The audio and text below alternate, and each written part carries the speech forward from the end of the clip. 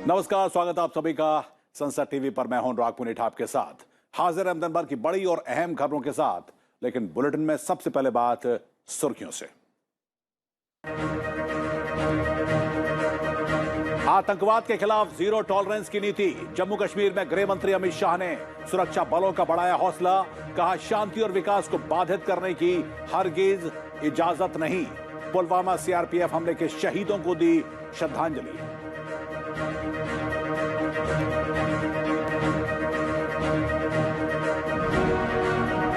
PM Ayushman Bharat स्वास्थ्य बुनियादी ढांचा मिशन से स्वास्थ्य सेवाओं को मिलेगा प्रोत्साहन। केंद्रीय स्वास्थ्य मंत्री का बयान। 64,000 करोड़ रुपए के निवेश का लक्ष्य। हर जिला स्वास्थ्य क्षेत्र में होगा आत्मनिर्भर।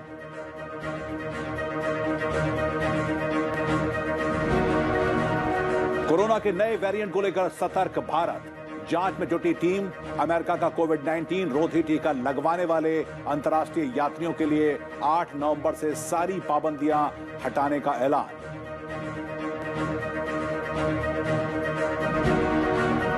पार्टी की अंदरूनी कलह पर कांग्रेस अध्यक्ष सोनिया गांधी ने फिर जताई चिंता। संगठन में अनुशासन और एकजुटता बनाए रखने पर दिया जोर। कहा, पार्टी में राज्य स्तर के नेताओं के बीच नीतिगत मुद्दों पर स्पष्टता और समन्वय का अभाव। सूडान में सेना ने किया तख्तापलट। कार्यवाहक सरकार को बर्खास्त कर सत्ता पर किया कब्जा। विरोध प्रदर्शन में 10 से ज्यादा की मौत। तख्तापलट के बाद अमेरिका ने रोकी $70 करोड़ की मदद।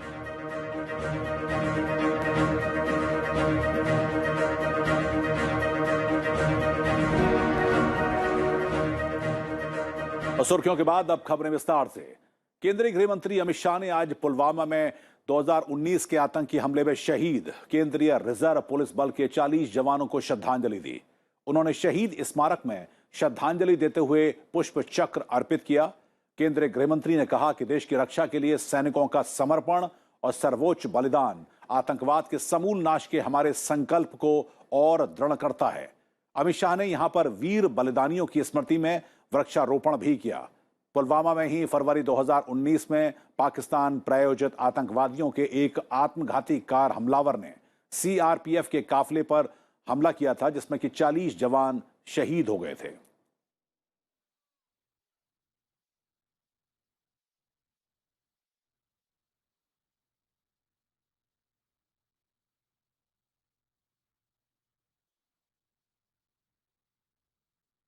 अपने जम्मू कश्मीर दौरे को एक और दिन आगे बढ़ाते हुए केंद्रीय गृह मंत्री अमित शाह ने सोमवार को पुलवामा में सीआरपीएफ के जवानों के साथ भी समय बिताया। उन्होंने यहां जवानों के साथ भोजन भी किया और लेथेपोरा में केंद्रीय रिजर्व पुलिस बल के परिसर में ही रात गुजारी।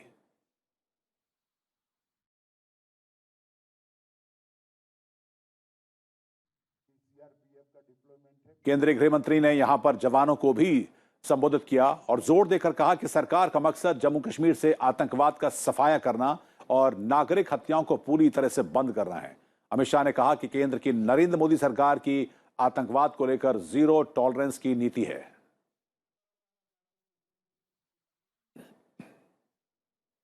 आतंकवाद के प्रति इसके विरोध में डिप्लॉयमेंट है। नरेंद्र मोदी सरकार की जीरो टॉलरेंस की नीति है। हम इसको सहन ही नहीं कर सकते। ये मानवता के खिलाफ, और जो लोग इस गतिविधि में लिप्त हैं वो जघन्य कृत्य कर रहे हैं और उससे आम जनता को बचाना, कश्मीर को बचाना और उनको सुरक्षित रखना हमारी प्राथमिकता होनी चाहिए, हमारी प्रायोरिटी होनी चाहिए। प्रधानमंत्री आयुष्मान भारत स्वास्थ्य अवसंरचना मिशन से भविष्य में वैश्विक महामारी जैसी स्थिति से निपटने में मदद मिलेगी। स्वास्थ्य मंत्री मनसुख मांडविया ने यह कहा कि कोविड-19 के कारण देश में स्वास्थ्य बुनियादी ढांचे में सुधार जरूरी है और सरकार ने 64,000 करोड़ रुपए के निवेश के साथ प्रधानमंत्री आयुष्मान भारत स्वास्थ्य अवसंरचना मिशन का शुरुआत की है। प्रधानमंत्री ने कल अपने संसदीय क्षेत्र वाराणसी से इसकी शुरुआत की थी। PM Ayushman Bharat health infrastructure mission देश को किसी भी महामारी से लड़ने में सक्षम बनाएगा। केंद्रीय स्वास्थ्य मंत्री ने इस बारे में जानकारी देते हुए कहा कि मिशन पर अगले 5 वर्षों में 64,000 करोड़ रुपए खर्च किए जाएंगे। प्रधानमंत्री जी ने वाराणसी से 64,000 करोड़ रुपए की 5 साल में 5 इयर्स में 64,000 करोड़ रुपए इस योजना पर खर्च किया जाएगा और उसमें टारगेट सेक्टर है डिस्ट्रिक्ट, ब्लॉक, डिस्ट्रिक्ट और क्षेत्र और नेशनल सभी लेवल पर अच्छी लेबोरेटरी हो। एक ब्लॉक में भी लेबोरेटरी हो, ब्लॉक के ऊपर डिस्ट्रिक्ट लेवल पर एक उससे बड़ी लेबोरेटरी हो। साथ ही सरकार ने कैंसर, मधुमेह जैसी बीमारियों के इलाज और प्राथमिक स्तर पर जांच के लिए 50,000 स्वास्थ्य और कल्याण केंद्र स्थापित करने का फैसला किया है। Cervical cancer, breast cancer, oral cancer, इन सभी की प्राइमरी लेवल पर जो चेकअप हो जाए तो हम नागरिक को बचा सकते हैं और इसलिए हेल्थ एंड वेलनेस सेंटर देश में 1,50,000 बनाने का निर्णय किया। आज शायद 79,000 से above health and wellness centre प्रारंभ हो चुका है। उससे आगे डिस्ट्रिक्ट हेल्थ इंफ्रास्ट्रक्चर मजबूत हो, नेशनल हेल्थ मिशन के तहत उसको सपोर्ट किया गया। प्रधानमंत्री ने वाराणसी में सोमवार को PM Ayushman Bharat health infrastructure mission योजना की शुरुआत की थी। मिशन के तहत सरकार देश के कोने कोने में इलाज और क्रिटिकल केयर यूनिट का नेटवर्क तैयार करेगी। मिशन भविष्य में महामारियों के खतरे से निपटने के लिए एक प्रणाली स्थापित करेगा। ब्यूरो रिपोर्ट, संसद टीवी। दुनिया के कई देशों में तबाही मचा रहे कोरोना वायरस के नए वेरिएंट AY 4.2 को लेकर भारत पूरी तरह से सतर्क है। केंद्रीय स्वास्थ्य मंत्री मनसुख मांडविया ने कहा कि कोरोना के इस नए वेरिएंट की जांच में टीमें लगी हुई हैं। ICMR और NCDC की टीमें इसका अध्ययन और विश्लेषण कर रही हैं। केंद्रीय स्वास्थ्य मंत्री कल सभी राज्यों और केंद्र शासित प्रदेशों के स्वास्थ्य मंत्रियों के साथ इसी मुद्दे पर एक बैठक भी करेंगे। क्योंकि वेरिएंट बार बार बदलता रहता है। कौन सा वेरिएंट, किस टाइप का वेरिएंट है, किसकी घातकता है, ये ICMR और NCDC के लोग साथ में मिलकर उसकी डिटेल स्टडी करते हैं और उसके आधार पर वो लोग निर्णय करते हैं। भारत में कोविड-19 टीकाकरण 103 करोड़ 48 लाख के पार पहुंच गया है और पिछले 24 घंटों के दौरान 64 लाख से अधिक टीके लगाए गए हैं। भारत में एक दिन में कोविड के 12,428 नए मामले सामने आए हैं, जो कि पिछले 238 दिन में सामने आए सबसे कम दैनिक मामले हैं। पिछले 24 घंटे में 15,950 से अधिक मरीज संक्रमण से ठीक हुए हैं। संक्रमण से स्वस्थ होने की दर अब 98.19% पहुंच गई है। उधर अमेरिका ने कोविड रोधी टीके पूरी डोज में ले चुके भारतीय समेत सभी अंतर्राष्ट्रीय यात्रियों के लिए 8 नवंबर से सारी पाबंदियां हटा ली हैं। हालांकि यात्रियों को विमान में सवार होने से पहले कोरोना वायरस से संक्रमित न होने का सबूत दिखाना होगा। व्हाइट हाउस की ओर से इसकी घोषणा करते हुए बताया गया कि 8 नवंबर से हवाई यात्रियों को अमेरिका आने के लिए टीके की पूरी खुराक लेनी होगी और अमेरिका आने वाले विमान में सवार होने से पहले कोविड-19 टीकाकरण का सबूत देना होगा। इसके साथ ही अमेरिका सभी देशों और क्षेत्रों के लिए सभी यात्रा पाबंदियों को हटा लेगा। राज्यसभा के लिए निर्वाचित किए गए 2 सदस्यों ने आज सदन की सदस्यता की शपथ ली। सभापति M वेंकैया नायडू ने दोनों सदस्यों को सदस्यता की शपथ दिलवाई। राज्यसभा की सदस्यता की शपथ लेने वाले पुदुचेरी से निर्वाचित हुए बीजेपी के प्रत्याशी S सेल्वानगे वेथी ने शपथ ली।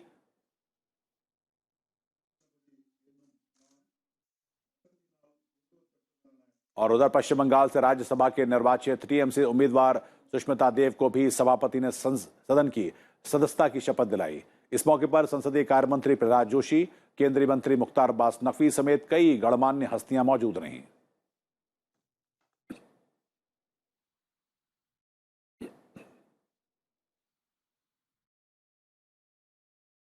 Recently, we have a lot of problems. Only the financial crisis that whole Pondicherry government is facing, because they have got a separate account being opened by same man Rangasamy when he was the chief minister for the 6 years before. And since then, we have financial problem. And I will look into the matter. I will talk with the concerned people and try to solve it. There are a lot of problems that a country like ours faces despite a lot of development that's happened since independence. So, in a nutshell, I hope to be the voice of people, and I have a multiple responsibility because I am from Assam. I have been elected from West Bengal, and I have been given the responsibility to work in Tripura. So I'll be looking to talk for all 3 states and the country as a whole. Bharatiya Janata party की विचारधारा को आगे बढ़ाने और उसको आम जन के बीच में लोकप्रिय बनाने में अहम भूमिका निभाने वाले कार्यकर्ताओं के जीवन से जुड़ी प्रेरक कहानियां अब प्रधानमंत्री नरेंद्र मोदी के आधिकारिक नमो ऐप पर उपलब्ध होंगी। प्रधानमंत्री ने ट्वीट कर इसकी जानकारी दी और कहा कि इसके लिए इस ऐप पर कमल पुष्प नाम से एक खंड बनाया गया है। प्रधानमंत्री नरेंद्र मोदी ने कहा कि जनता के आशीर्वाद से बीजेपी को विभिन्न राज्यों और केंद्र में सेवा करने का मौका मिला है और जनता के इस विश्वास का एक प्रमुख कारण पार्टी और राष्ट्र निर्माण के लिए अपना जीवन समर्पित करने वाले कार्यकर्ताओं की कई पीढ़ियों की उत्कृष्ट भूमिका शामिल है।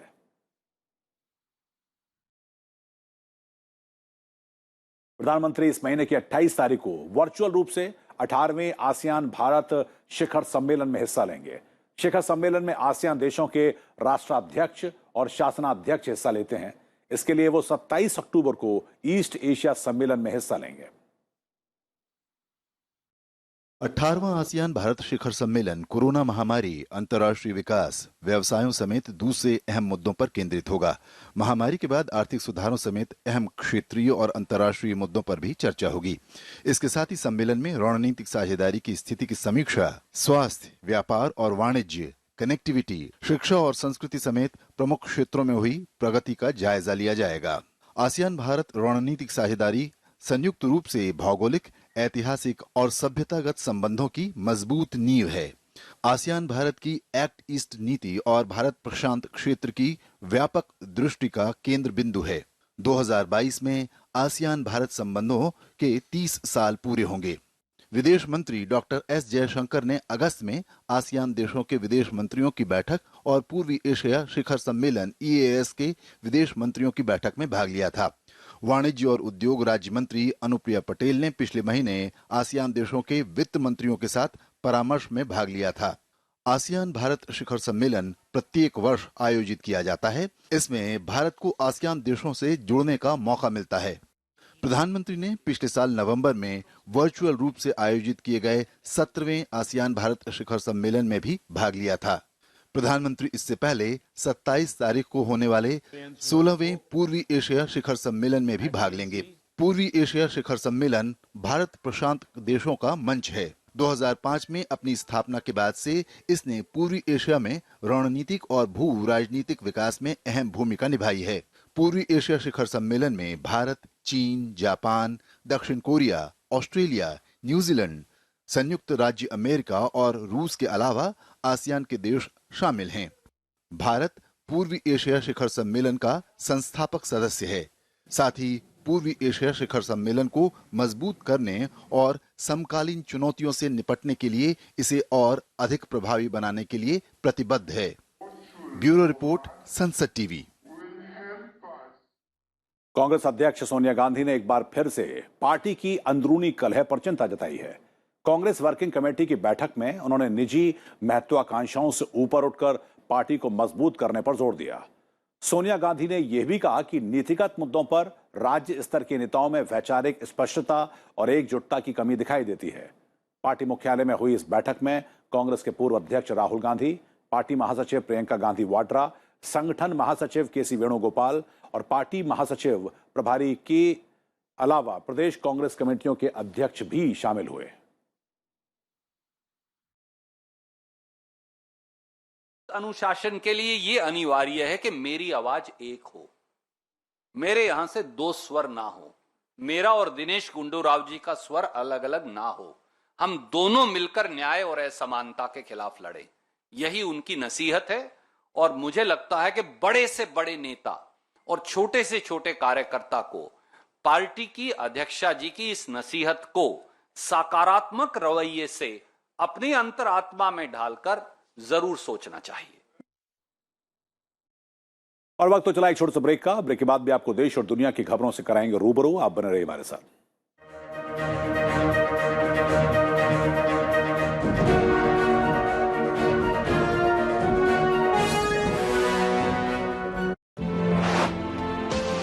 मैं कौन हूं? मैं किन्नर हूं। One of the most heart-touching and path-breaking laws of the country for the transgender community. Transgender community, being one of the most marginalized communities in the country, faced an immense challenge. They are for the first time being treated as person. Progressive legislation for the protection of deep-rooted transgender rights and their welfare. Watch with us 75 years laws that shaped India, only on Sansad TV. सटीक लक्ष्य, अटूट हौसले, निस्वार्थ कर्म, जनहित सर्वोपरि। नायक नए भारत के, कहानियां बदलाव की।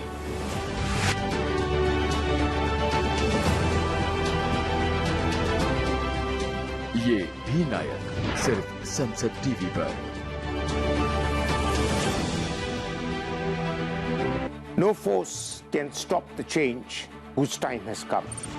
An emerging global power in a fast-changing geopolitical environment. With a goal to modernize, to showcase our defenders who are always battle-ready.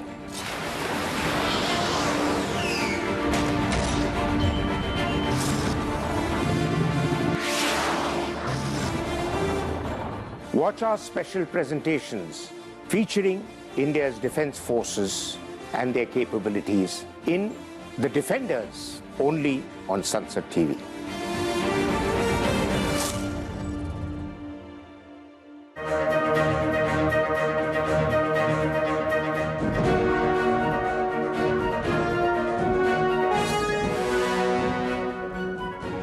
Break के बाद स्वागत आप सभी का। और वक्त है राज्यों से जुड़ी हुई अहम खबरों को जानने का।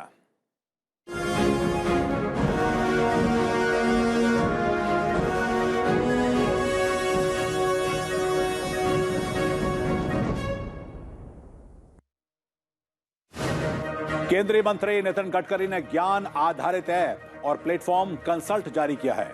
नितिन गडकरी ने ज्ञान रूपांतरण के लिए नवाचार, उद्यमिता, विज्ञान, प्रौद्योगिकी, अनुसंधान और कौशल पर जोर देते हुए कहा कि ज्ञान से ही दुनिया में बदलाव आ रहा है।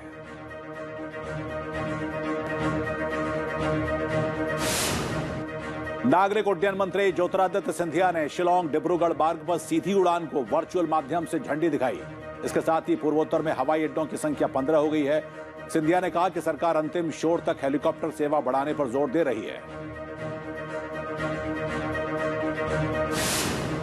भारत ने टीबी उन्मूलन पर तत्काल ध्यान देने की अपील की है। केंद्रीय स्वास्थ्य और परिवार कल्याण राज्य मंत्री डॉक्टर भारती प्रवीण परवार ने WHO के दक्षिण पूर्व एशिया क्षेत्र की उच्च स्तरीय बैठक में कहा कि दक्षिण पूर्व एशिया क्षेत्र समेत सभी 6 क्षेत्रों में क्षय रोग में सबसे ज्यादा लोग प्रभावित हैं।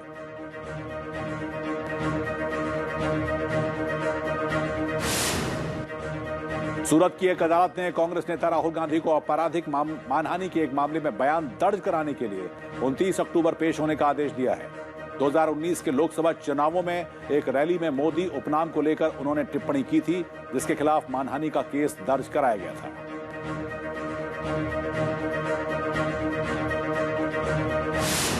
राजस्थान के मुख्यमंत्री अशोक गहलोत ने आज प्रदेश के राज्यपाल कलराज मिश्र से मुलाकात की। मुख्यमंत्री ने इसे शिष्टाचार मुलाकात बताया।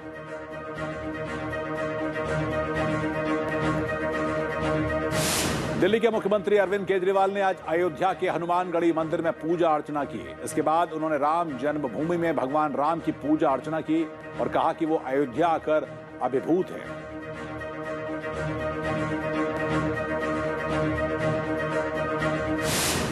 राष्ट्रीय जनता दल के अध्यक्ष लालू प्रसाद यादव ने बिहार में सहयोगी दल कांग्रेस के साथ हुए हाल ही में तकरार के लिए छोटे नेताओं को जिम्मेदार बताया है। उन्होंने दावा किया कि किसी ने भी कांग्रेस की उतनी मदद नहीं की जितनी उन्होंने की है। उत्तराखंड में चारधाम का पुराना यात्रा मार्ग फिर से पर्यटन के नक्शे पर नजर आएगा। इन मार्गों की खोज के लिए मुख्यमंत्री पुष्कर सिंह धामी ने 25 सदस्यीय दल को हरी झंडी दिखाकर रवाना किया।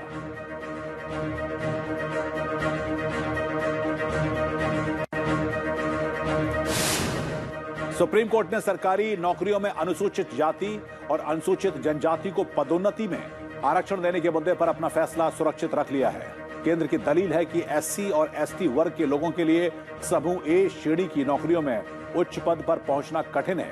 कोर्ट को इन रिक्तियों को भरे जाने के लिए कुछ ठोस आधार देना चाहिए। जम्मू कश्मीर के बांदीपुरा में एक ग्रेनेड हमले में कम से कम 6 लोग जख्मी हो गए। पुलिस के मुताबिक आतंकवादियों ने संभल बस स्टैंड के पास सेना के एक काफिले पर ग्रेनेड फेंका। उनका निशाना चूक गया और ग्रेनेड सड़क के सड़क के किनारे फट गया। घायलों को अस्पताल में भर्ती कराया गया है।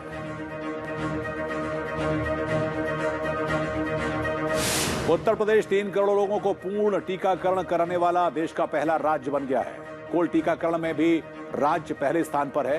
प्रदेश में अब तक 12 करोड़ 65 लाख से अधिक टीके लगाए जा चुके हैं।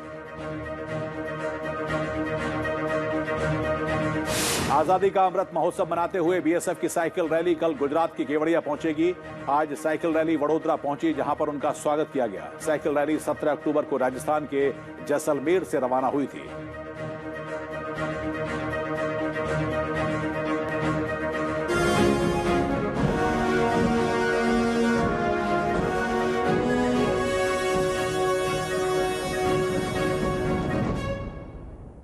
राष्ट्रपति रामनाथ कोविंद ने आज 4 देशों लग्जमबर्ग, स्लोवानिया, इजरायल और मिस्र के नए राजदूतों के परिचय पत्र स्वीकार किए। राष्ट्रपति भवन में आयोजित समारोह में राष्ट्रपति ने इन 4 देशों के राजदूतों के परिचय पत्र को स्वीकार किया। कोविड-19 महामारी के बाद यह पहला मौका है जब राजनयिकों ने खुद उपस्थित होकर अपना परिचय पत्र पेश किया। परिचय पत्र पेश करने के बाद राष्ट्रपति ने 4 राजदूतों के साथ अलग अलग बातचीत की। राष्ट्रपति ने राजदूतों को उनकी नियुक्ति पर बधाई दी और उन्हें द्विपक्षीय संबंधों को मजबूत बनाने में सफलता हासिल करने और प्रगति और समृद्धि की कामना की।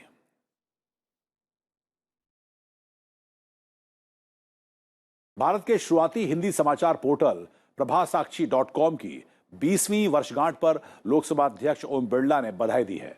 इस मौके पर लोकसभा अध्यक्ष ने कहा कि जहां लोकतंत्र होगा वहां मीडिया भी अवश्य होगा और मीडिया की बड़ी महत्वपूर्ण भूमिका है।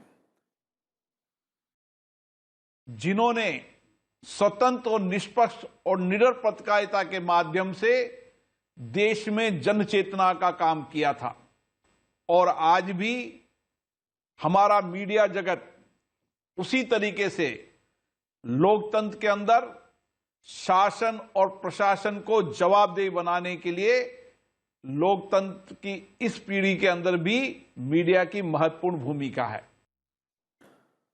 लोकसभा अध्यक्ष ओम बिरला ने यह भी कहा कि लोकतंत्र हमारे जीवन मूल्य का हिस्सा रहा है। विभिन्न कालखंडों के दौरान हमारी शासन व्यवस्था लोकतंत्र के कारण ही मजबूत रही है। भारत सब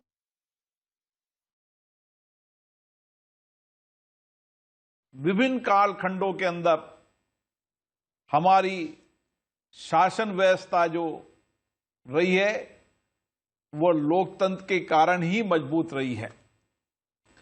आज भारत के लोकतंत्र की शक्ति देश के विकास को नई ऊर्जा दे रही है, देशवासियों को नया विश्वास दे रही है और इसीलिए भारत सभी लोकतांत्रिक देशों के लिए एक आदर्श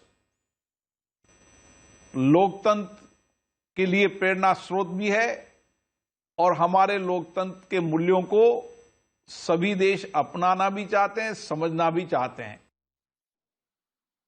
भारत और ब्रिटेन के सशस्त्र बलों का संयुक्त युद्धाभ्यास कोंकण शक्ति 2021 अरब सागर में कोंकण समुद्री तट के पास शुरू हो गया है।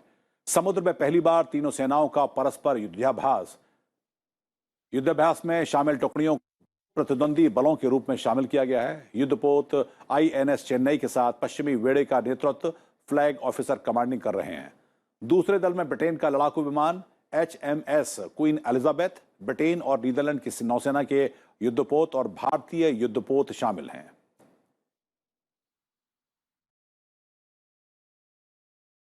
और अब खबर सूडान से, जहां पर सेना ने प्रधानमंत्री को गिरफ्तार करने के कुछ घंटों के बाद कार्यवाहक सरकार को बर्खास्त कर सत्ता पर कब्जा कर लिया है। इसके बाद हजारों लोग इस तख्तापलट के विरोध में सड़कों पर आ गए। सुरक्षा बलों ने भीड़ पर गोली चलाई, जिसमें कि 10 से ज्यादा प्रदर्शनकारियों के मारे जाने की खबर है और 80 से ज्यादा लोग घायल हुए हैं। तख्तापलट की अमेरिका, संयुक्त राष्ट्र और यूरोपीय संघ ने निंदा की है। इस बीच व्हाइट हाउस ने कहा कि अमेरिका सूडान में तख्तापलट की चेतावनी देता रहा था। उन्होंने कहा कि प्रधानमंत्री और दूसरे अधिकारियों को तत्काल रिहा किया जाना चाहिए। अमेरिकी विदेश मंत्रालय के प्रवक्ता नेट प्राइस ने कहा कि बाइडेन प्रशासन ने सूडान को दी जाने वाली $70 करोड़ की सहायता राशि को निलंबित कर दिया है। The United States condemns the actions taken overnight by Sudanese military forces. The arrest of civilian government officials and other political leaders, including Prime Minister Hamdok, undermines the country's transition to democratic civilian rule. The civilian-led transitional government should be immediately restored. It represents the will of the Sudanese people, as evidenced by the significant, peaceful demonstrations of support on October 21st. Any change to the transitional government by force risks assistance in our bilateral relationship more broadly. In light of these developments, the United States is pausing assistance. इस bulletin में फिलहाल इतना ही, लेकिन चलते चलते आपको हम छोड़ जाते हैं श्रीनगर के डल झील पर आयोजित किए गए शिकारा फेस्टिवल के इस दृश्य के साथ। मुझको दीजिए अनुमति। नमस्कार।